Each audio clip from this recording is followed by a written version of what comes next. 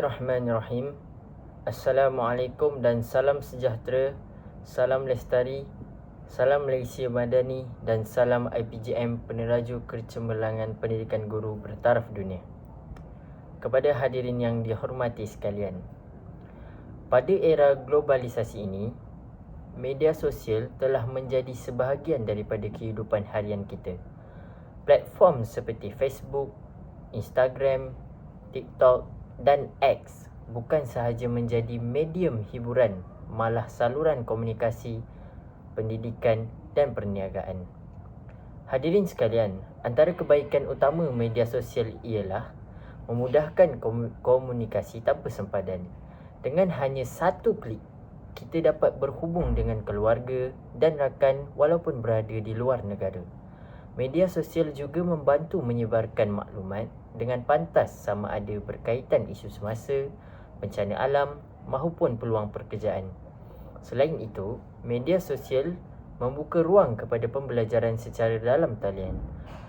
Pelbagai kandungan ilmiah dikongsikan oleh guru, pensyarah dan pakar dalam bidang tertentu.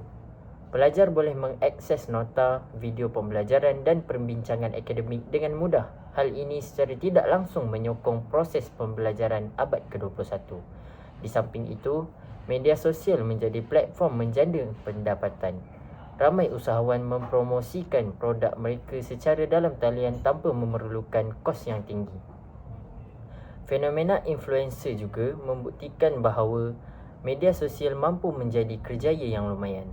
Namun begitu, di sebalik pelbagai kebaikan ini, terdapat juga keburukan yang perlu kita ambil perhatian. Justeru, saya serahkan kepada rakan saya Adam untuk menghuraikan keburukan penggunaan media sosial. Terima kasih kepada saudara Nazim sebagai moderator kita pada hari ini.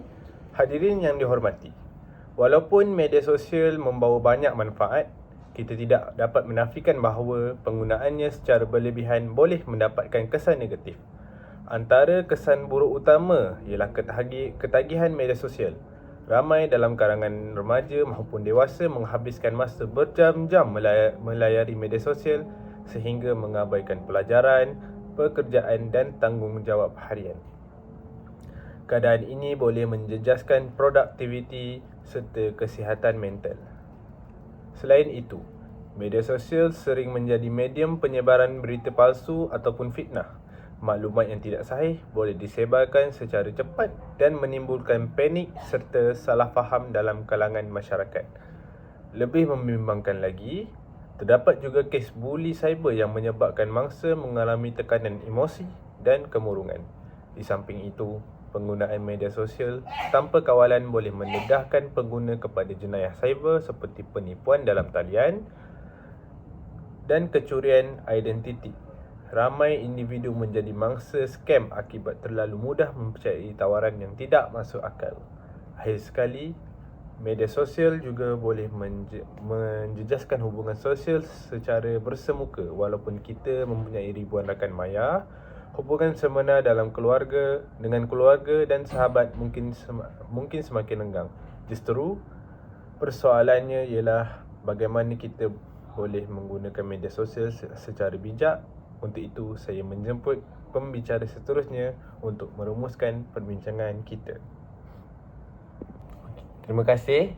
Hadirin sekalian, jelaslah bahawa media sosial mempunyai dua sisi, iaitu mempunyai kebaikan dan keburukan tersendiri. Segalanya bergantung pada cara kita menggunakannya. Sebagai pengguna yang bijak, kita perlulah mengamalkan kawalan kendiri. Tetapkan had masa penggunaan media sosial agar tidak mengganggu rutin harian. Selain itu, kita hendaklah menilai kesahihan atau maklumat sebelum berkongsi bagi mengelakkan penyebaran berita palsu. Sebagai ibu bapa juga perlu memainkan peranan penting dalam memantau penggunaan media sosial anak-anak.